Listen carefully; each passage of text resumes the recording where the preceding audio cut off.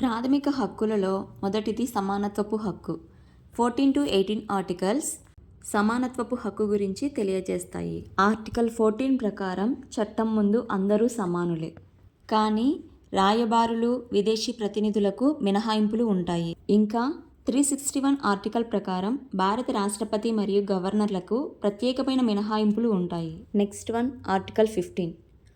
Article 15 ఏం చెప్తుందంటే మతం, జాతి, ప్రాంతం, కులం, లింగం ద్వారా వివక్షతను చూపించడాన్ని ఆర్టికల్ 15 నిషేధించింది.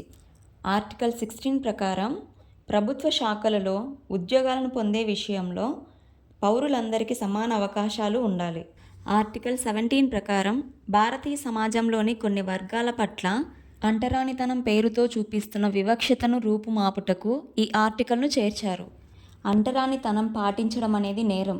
దీనికోసమే అస్పృశ్యత నివారణ చట్టం 1955లో చేశారు. ఆర్టికల్ 18 ప్రకారం భారతదేశంలో సాంప్రదాయంగా వస్తున్న కొంతమంది వ్యక్తులకు ప్రసాదించే బిరుదులను, కీర్తిని నిషేధించారు. విదేశాల నుండి వచ్చే అవార్డులు రాష్ట్రపతి అనుమతి లేకుండా పొందడానికి అవకాశం లేదు. అలాగే విద్య మరియు సైనిక సంబంధమైన అవార్డ్స్ని తీసుకోవచ్చు.